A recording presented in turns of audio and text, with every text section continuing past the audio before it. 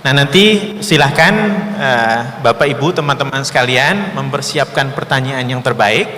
Sebelum itu kita akan minta kepada Profesor Quraish Shihab untuk juga menyampaikan paparannya. Dan sebagai informasi Pak Quraish, ini yang hadir pada hari ini bukan cuma mahasiswa yang muslim saja. Jadi beberapa mahasiswa yang non muslim pun ikut hadir, ikut mendengarkan Pak Quraish dan Gus Baha. Ini kesempatan yang sangat istimewa. Silahkan Prof. Quraish Shihab untuk menyampaikan. Bismillahirrahmanirrahim. Alhamdulillah. Wassalatu wassalamu ala Rasulillah wa ala alihi wa ashabihi wa man wala. Ibu Rektor yang saya hormati, Saudara Moderator, Pak Gus Baha, hadirin sekalian, Assalamualaikum warahmatullahi wabarakatuh.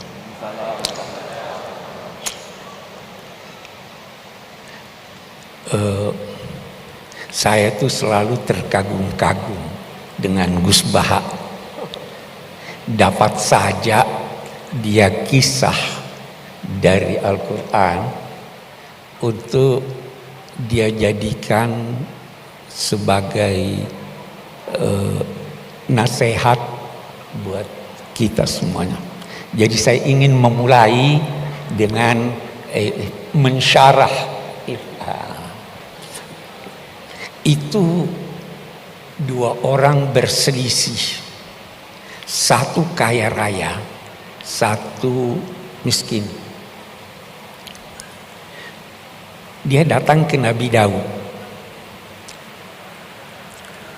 Kita perhatikan ucapannya.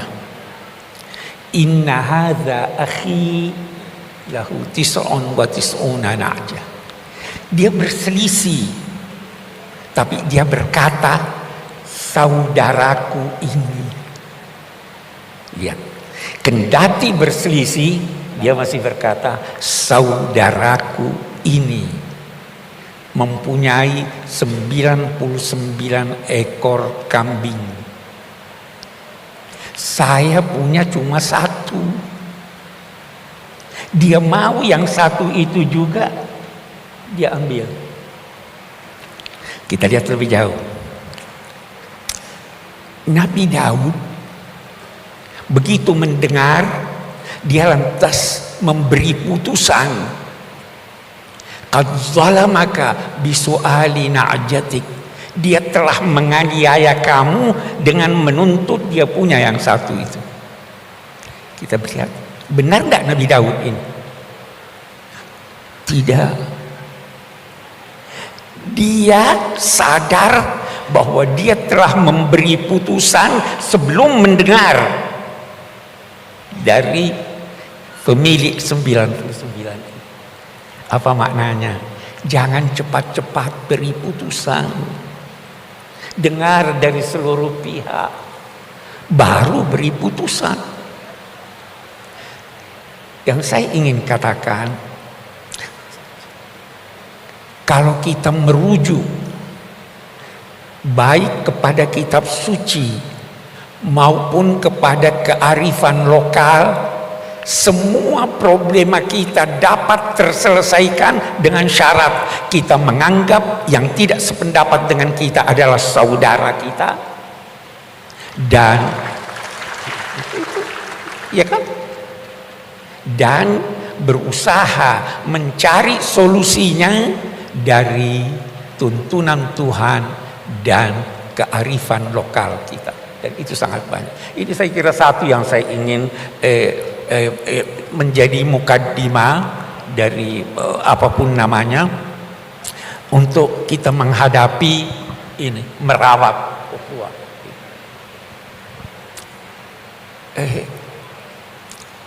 Ini kan setelah pemilu, Bu, ya katanya. Saya terkesan begitu. Saya ingin berkata demikian lagi. Ada satu kearifan yang dikemukakan oleh kitab suci yang mungkin juga kita semua perlu sadari supaya terawat ini ukhuwah. Apa itu? Nabi Muhammad sallallahu alaihi wasallam diperintahkan Allah untuk menyampaikan, untuk berucap dan menyampaikan, Qulillahumma malikal mulk tu'til mulka man tasha wa tanzi'ul mulka mimman tasha wa tu'izzu man tasha wa tudhillu man tasha biyadikal khair innaka ala kulli syai'in qadir tulijul laila fin nahar wa tulijun nahara fil lail wa tukhrijul hayya minal mayyit, dan seterusnya. Sampaikan, Allah pemilik kekuasaan. Dia yang memberi kekuasaan kepada siapa yang dia kehendaki, dan dia mencabut. Dia katakan mencabut. Kenapa dia katakan mencabut? Karena yang kuasa biasa tidak mau kecuali dicabut. Mencabut kekuasaan dari apa yang dia kehendaki. Dia yang memuliakan, dia yang menghinakan.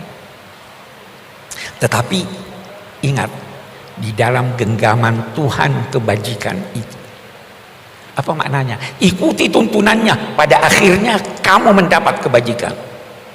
Baru dia lanjutkan, sampaikan juga, wahai Tuhan, Engkau memasukkan malam di dalam siang, memasukkan siang juga di dalam malam. Engkau menghidupkan,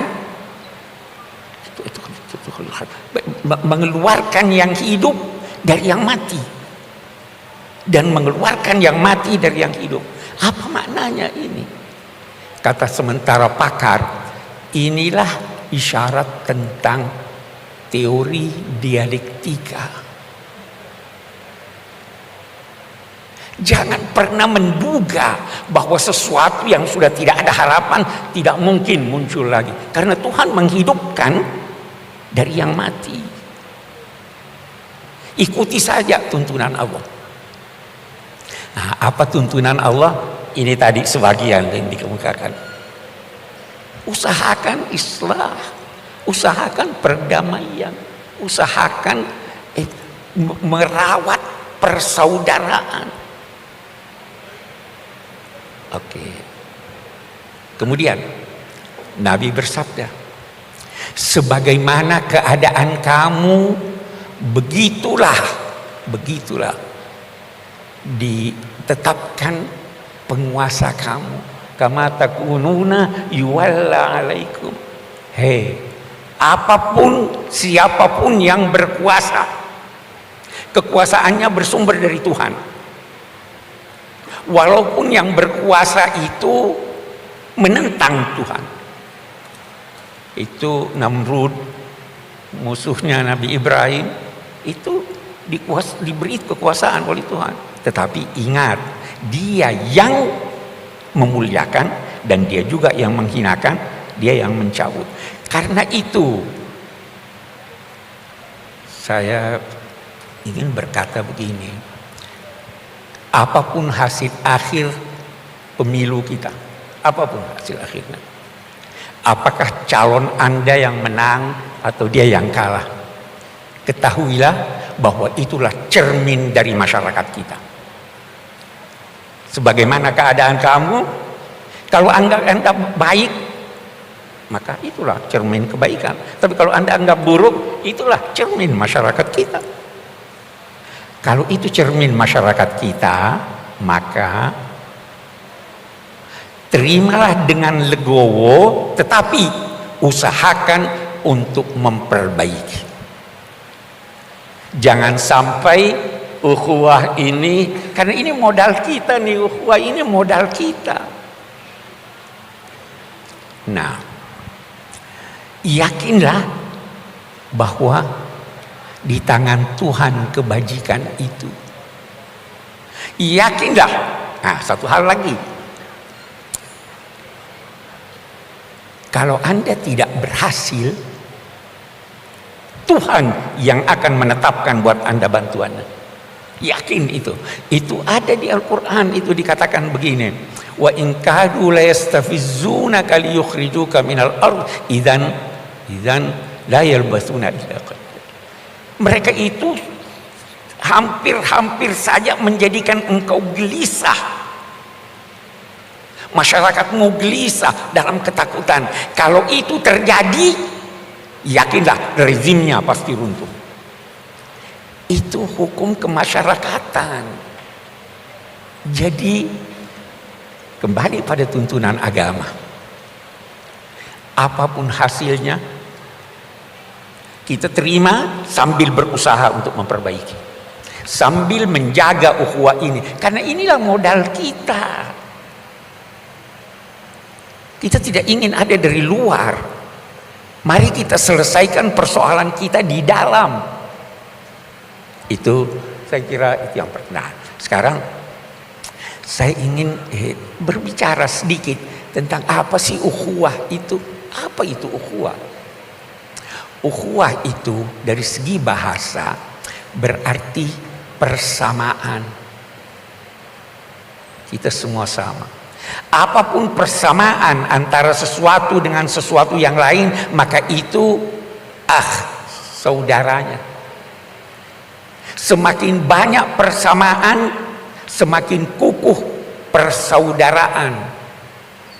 Saudara itu dari bahasa Sanskerta.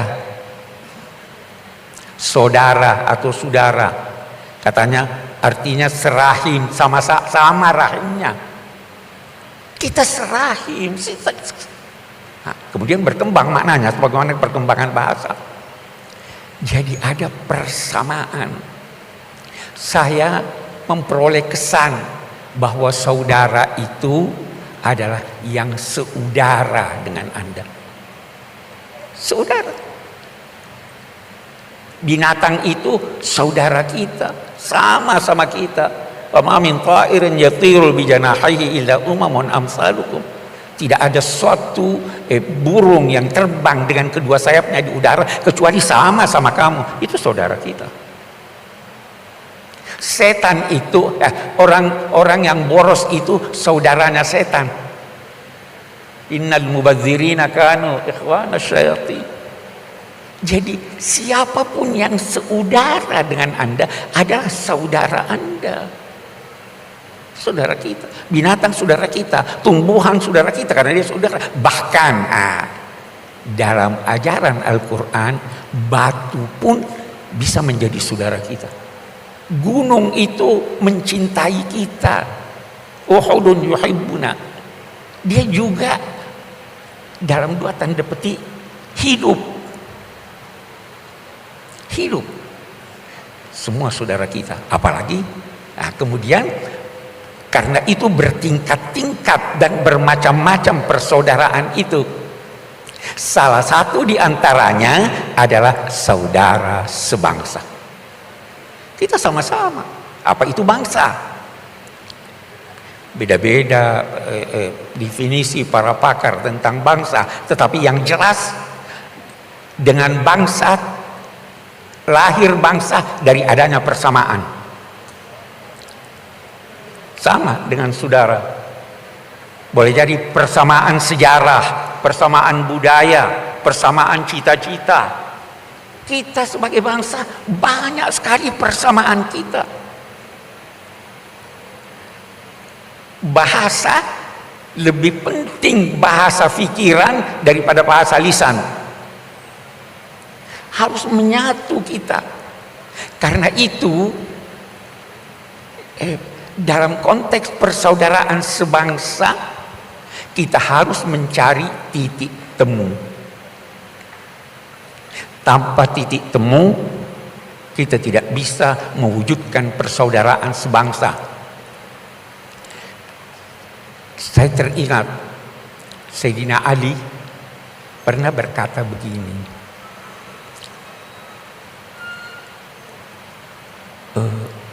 penyakitmu disebabkan olehmu, obatnya ada di tanganmu tapi engkau tidak sadari. Jangan sampai kita seperti itu. Penyakit kita disebabkan oleh kita sendiri, obatnya ada di tangan kita tapi kita abaikan obat itu. Saya kembali, kita punya titik temu sebagai bangsa. Titik temu kita Pancasila, ketuhanan yang Maha Esa. Itu titik. Bisa kita berbeda-beda penafsiran tentang apa arti ketuhanan yang Maha Esa. Bisa beda. Dalam Islam aja beda-beda itu. Tetapi kita percaya Tuhan. Bisa beda-beda kita dalam mengartikan Maha Esa itu apa. Tetapi kita percaya ada penguasa. Itu titik kita. Titik, Anda menulis kata dimulai dari titik. Apa yang Anda tulis terserah, asal mulai dari titik Tuhan. Kalau tidak mulai dari Tuhan, no. Itu kesepakatan kita. Anda mengakhiri kalimat dengan titik. Jangan pakai koma. Kalau begitu, Tuhan adalah pangkalan tempat bertolak dan pelabuhan tempat bersau. Kita berbeda, mari kita kembali kepada tuntunan Tuhan. Itu kesepakatan. Yang tidak mengakui ini di luar bangsa Indonesia. Kemudian ada kemanusiaan. Kesepakatan. Kemanusiaan itu mendahului keberagamaan. Mendahului keberagamaan. Anda mau pergi sholat Jumat, di tengah jalan ada orang yang ketabrak yang perlu ditolong. Apa Anda pergi sholat Jumat? Atau tolong ini? Anda mau sholat, mau berwudu, ada air. Kalau Anda pakai, ada yang mau minum yang kehausan. Jangankan manusia, anjing kehausan mau minum. Anda kasih dia minum atau gunakan untuk berwudu. Kemanusiaan itu tidak hanya tertuju pada manusia, tertuju kepada seluruh makhluk Tuhan. Kita ada kerakyatan, ya kan? Persatuan dulu, kerakyatan. Saya itu merenung-renung tentang apa yang dirumuskan dan menjadi kesepakatan kita tentang kerakyatan yang dipimpin oleh hikmah kebijaksanaan dalam permusyawaratan perwakilan. Luar biasa, luar biasa. Tahu apa arti rakyat? Rakyat itu dari kata riayah, ra'in. Pengembala itu dinamai ra'i, yang memelihara, memberi makan, melindungi. Rakyat itu harus dipelihara, dilindungi, dijaga. Itu kerakyatan. Dipimpin hikmah. Tahu apa itu hikmah? Hikmah itu terambil dari akar kata yang berarti kendali.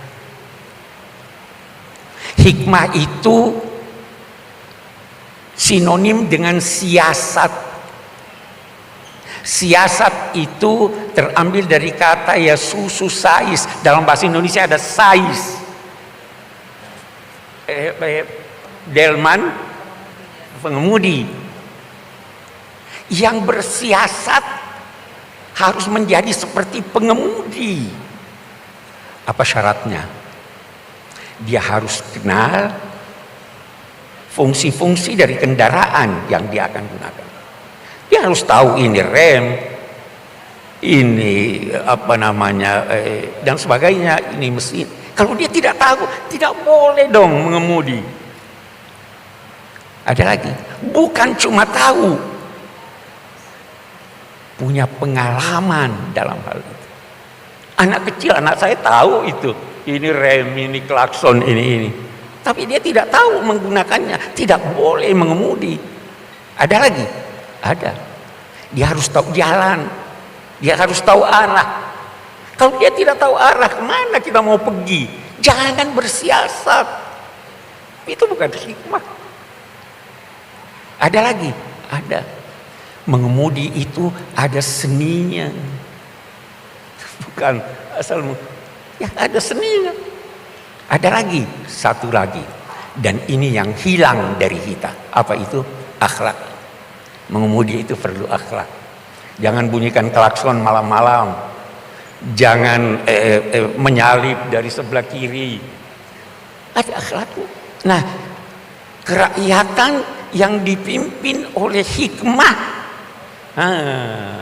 oleh siasat yang syaratnya seperti ini, baru dalam permusyawaratan.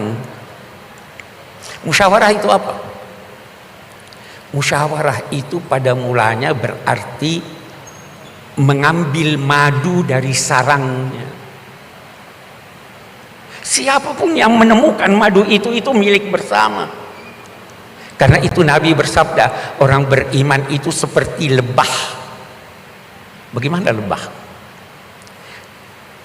Dia selalu berada di tempat yang bersih. Kalau dia hinggap di dahan, dia tidak merusak. Ya, lebah begitu. Kalau dia menemukan kuntum bunga, dia tidak ambil sendiri, dia menari-nari panggil yang lain, mari bersama-sama mengambil. Dia tidak mengganggu yang tidak diganggunya.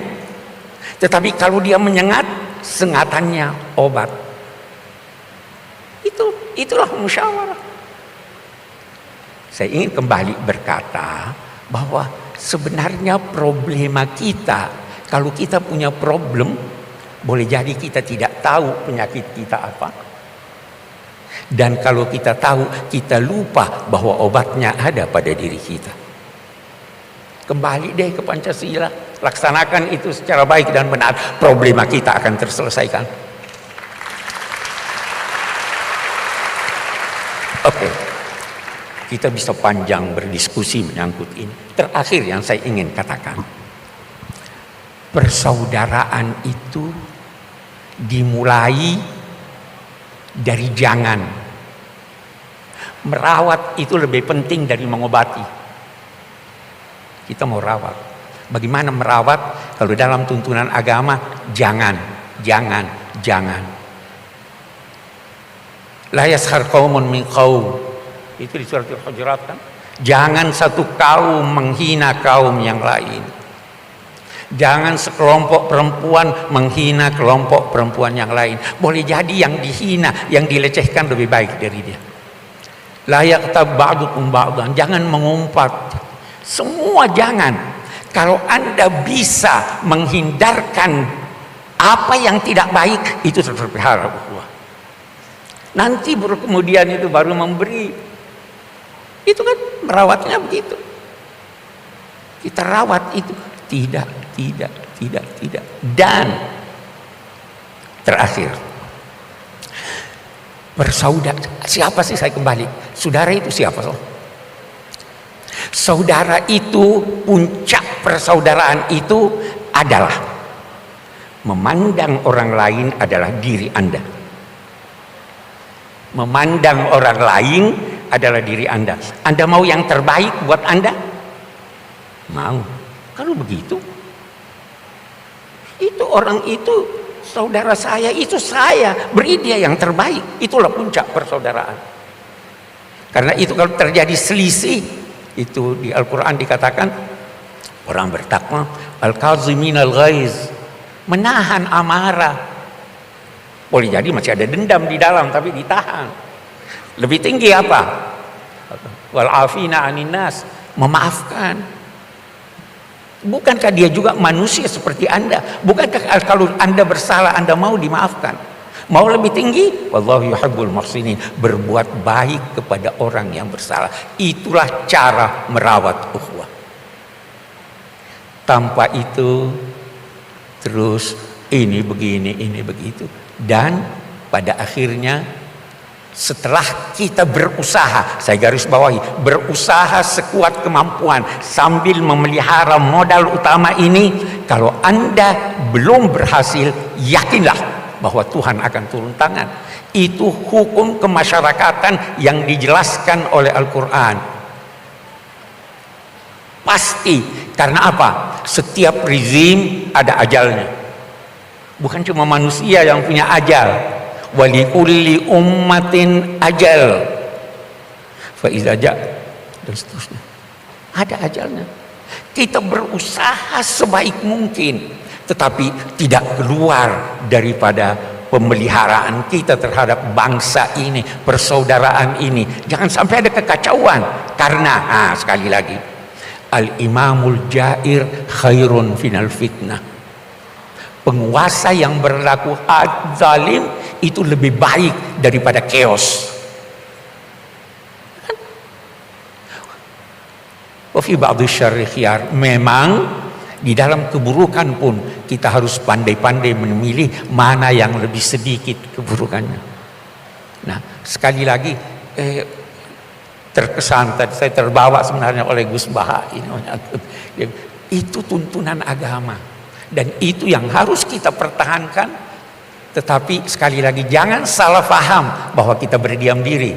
Kita berusaha sekuat tenaga, tapi sesuai dengan tuntunan kitab suci, sesuai dengan kearifan lokal, dan terus mempertahankan persatuan bangsa, kesatuan kita serta persaudaraan kita sebagai sesama bangsa, sesama manusia, bahkan sesama makhluk Tuhan. Demikian, Assalamualaikum warahmatullahi wabarakatuh. Waalaikumsalam warahmatullahi wabarakatuh.